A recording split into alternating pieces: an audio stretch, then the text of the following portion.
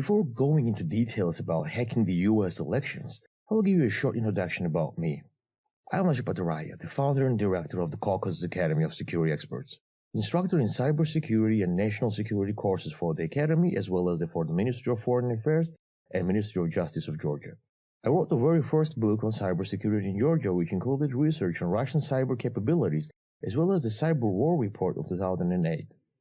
For those who are not yet aware, in 2008 during the Russo-Georgian War, Russians used weaponized software and sophisticated cyber attacks, which was the very first cyber war. It was the first time in history when any form of cyber attack was combined in conventional military operations and kinetic attacks.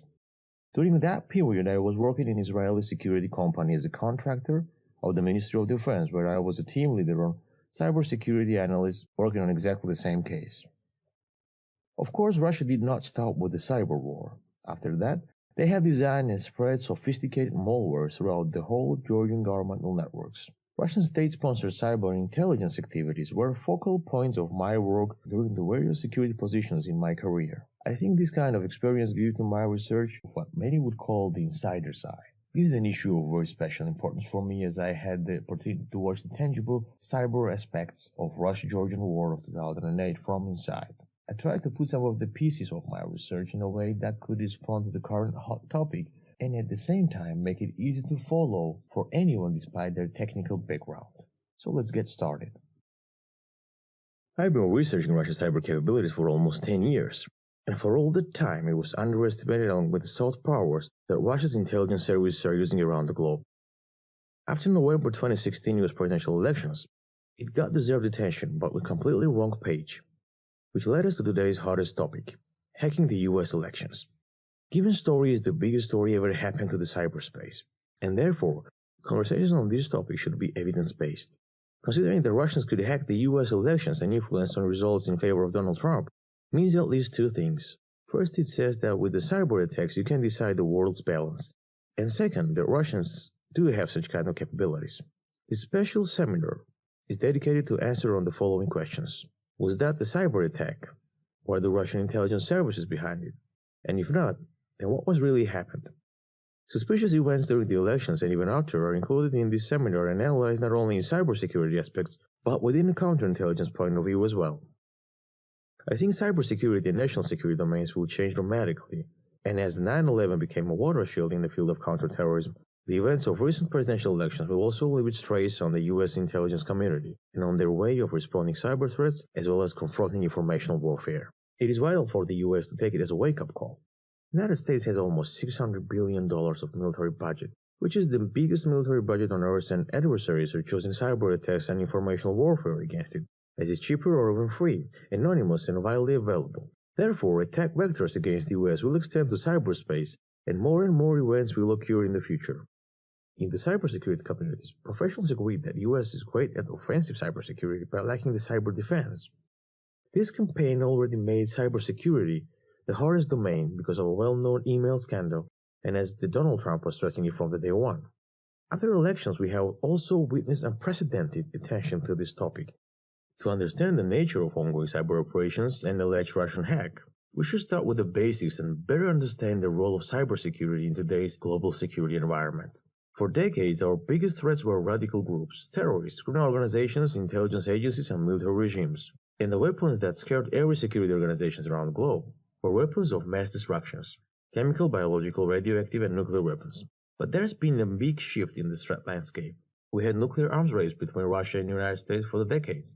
The whole world was threatened by so-called nuclear powers, and now we are facing new reality, where these dominant countries went from nuclear to cyber powers. While cyber capabilities are not so visible, traditional weapons are already more or less under control. These modern weapons are hidden and can be used by anybody. So as the technology advanced, new threats have emerged.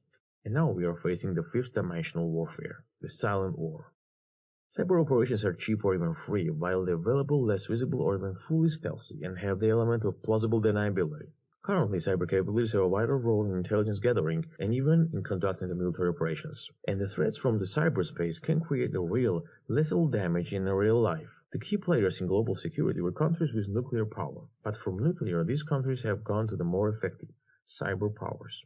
Why more effective? Well, nuclear weapons in the war history were only used twice, in Hiroshima and Nagasaki, while cyber attacks are happening every day and massive operations can occur anytime and anywhere.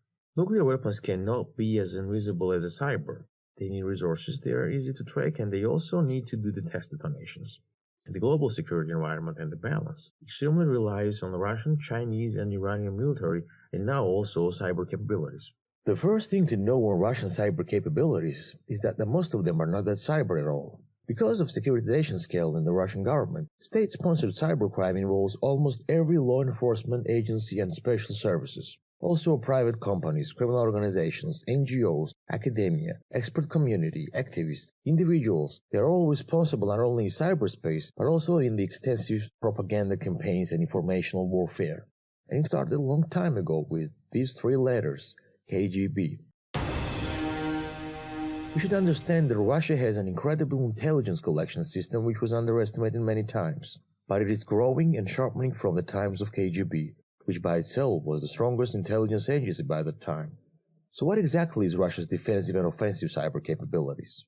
Great examples besides the very popular cozy beer APT-29 and fancy beer APT-28 would be used activist Nashi, one of the world's biggest antivirus company Kaspersky, Russian private company RBN, Russian Business Network, and many others.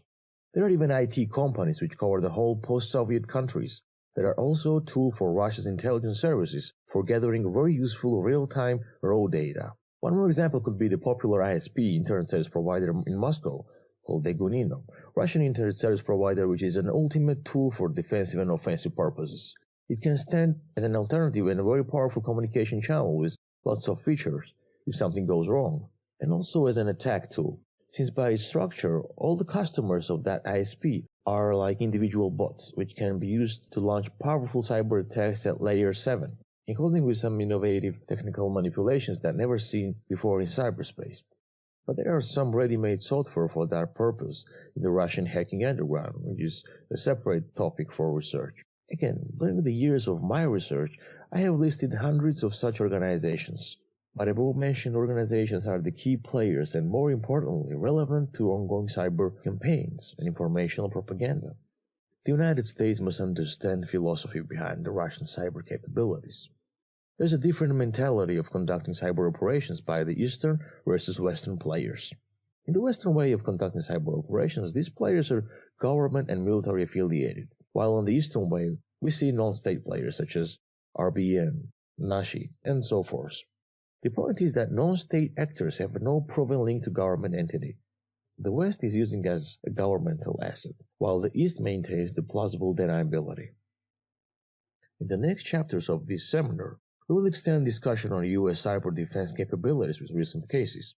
But for comparative analysis, it is worth to mention that U.S. has a big problem balancing cyber offensive and defensive operations. U.S. has the world's most advanced and finest technology when it comes to offensive cyber operations, but has a huge gaps in cyber defense. One of the brightest examples is 39th IOS, the Information Operations Squadron under the U.S. Air Force. Not so long ago, on the DoD's official YouTube channel was published a short documentary named The Making of a Cyber Warrior.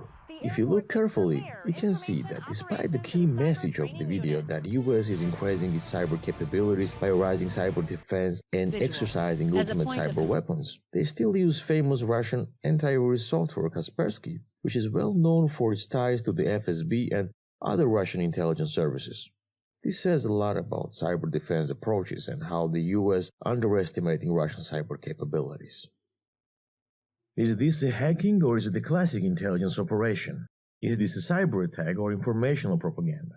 I would take the latter one, but I think of it as an ongoing informational warfare, which by itself is a part of a Cold War. In my recent interview with Jason Pegg, I came with this unpopular idea that the Cold War never even ended. All the indicators, if you carefully analyze them, will lead you to the same exact conclusion. Speaking of a Cold War, I want to share with you the piece of that interview, which is available on paradox.news. Cyber attacks are happening every day, and the major targets for the state-sponsored cybercrime is the United States. And suddenly it became a bigger story. I guess the only reason for all of this is that the Democrats needed a solid excuse why they lost the election. That is why I called my report Exit Strategy for Democrats. All this story is full of unverifiable claims, obsession to delegitimize Donald Trump as a president, and intent to mislead. But let's try to decipher all this Russian hacking. If you look at the chronology of events within this story, it started with the Hillary Clinton and John Podesta's email scandals, then spreading classified records via WikiLeaks and involving whole informational warfare at the level that US has never even seen.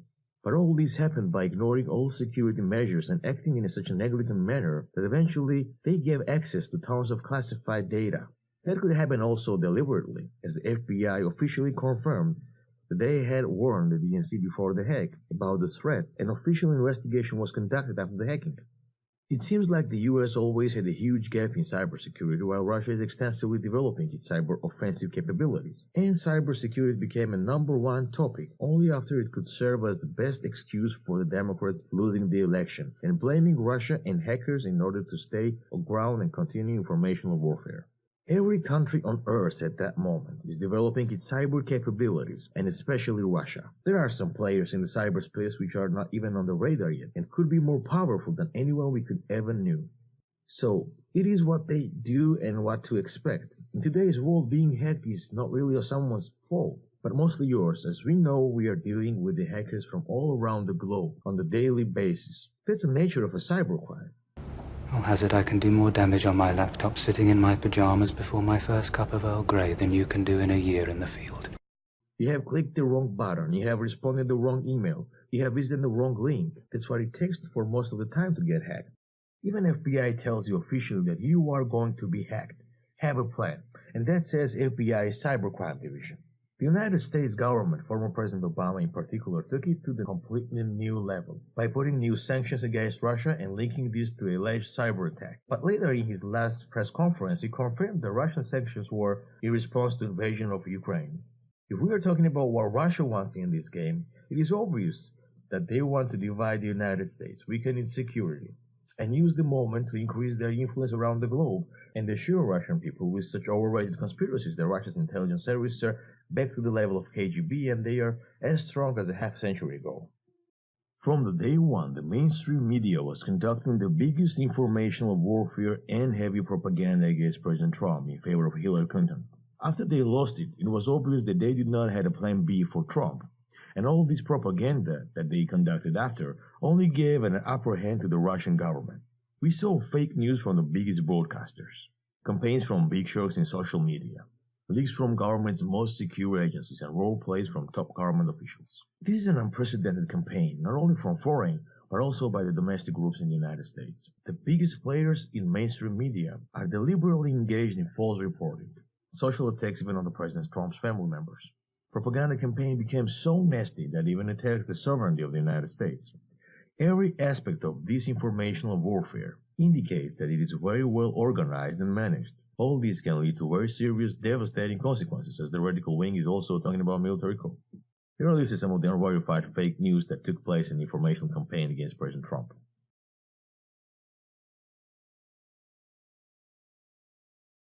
All these efforts reminded me of the Kremlin style of propaganda campaigns.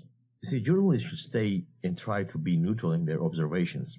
But unfortunately, in this game, too much powerful groups are involved, dictating extreme game rules. We see celebrities, Hollywood actors, and activists involved in extensive campaigns against democratically elected president and therefore against sovereignty of their own country. This is why I analyzed all of these events, not only cyber security perspective, but also counterintelligence point of view. And later we will talk about that too.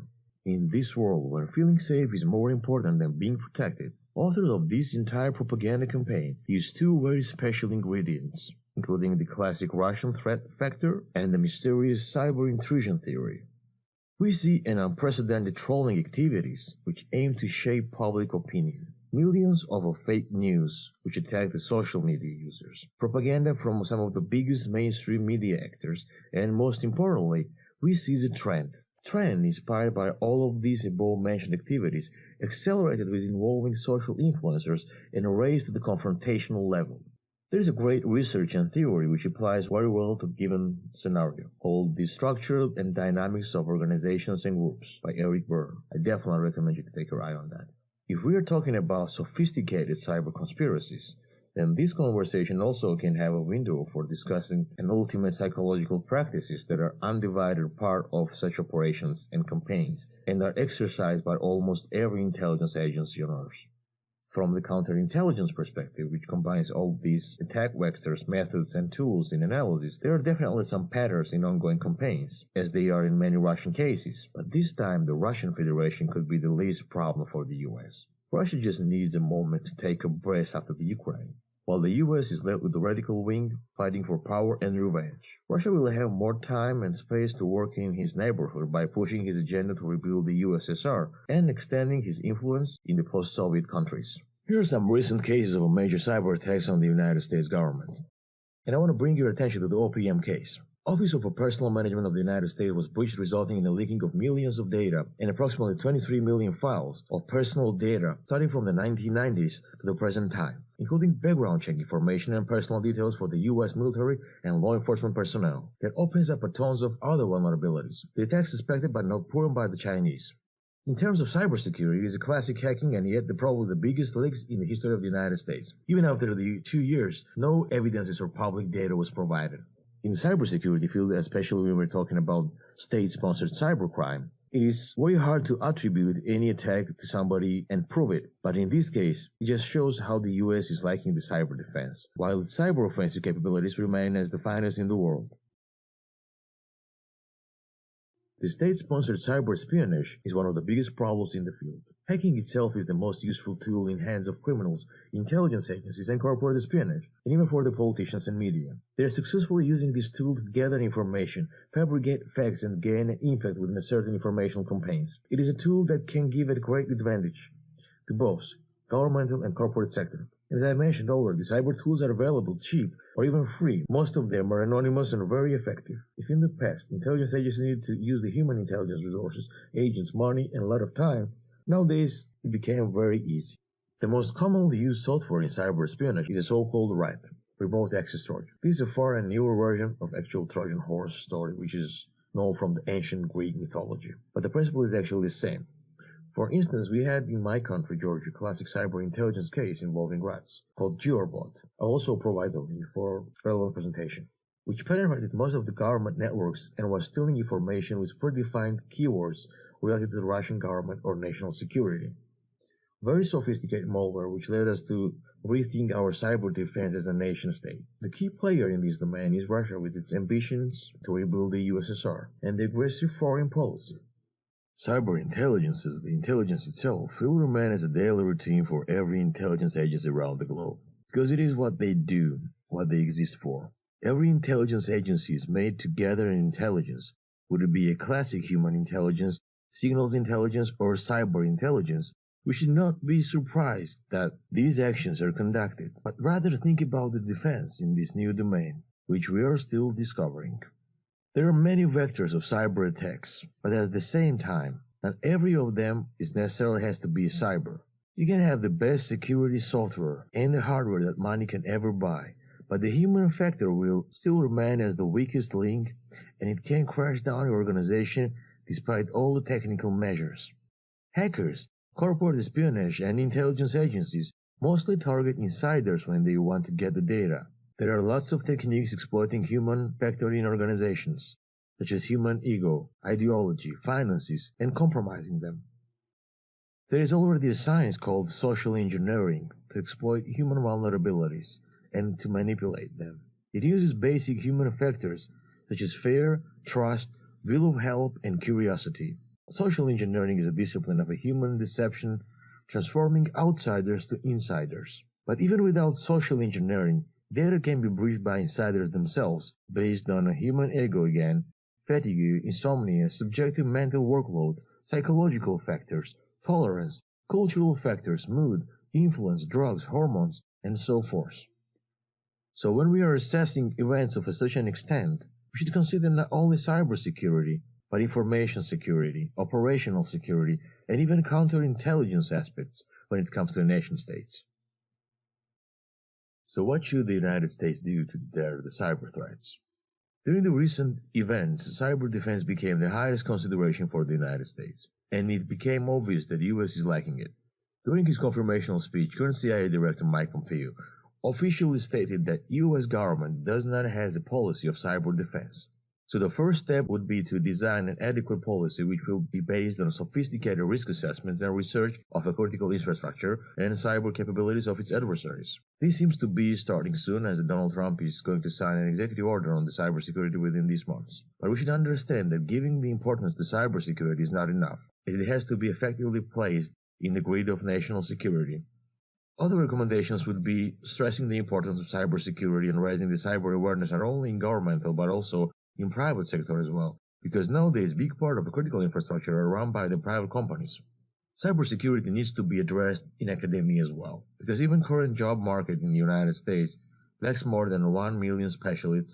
That means the 1 million job openings are still not fulfilled. More researches on cybersecurity from local and international sources, establishing new ways of public and private partnership in cybersecurity on the international level, reassessing cybersecurity capabilities, threats, and vulnerabilities of the critical infrastructure, putting more on cyber defense capabilities and combining cybersecurity with classic counterintelligence operations rather than just taken as a separate domain.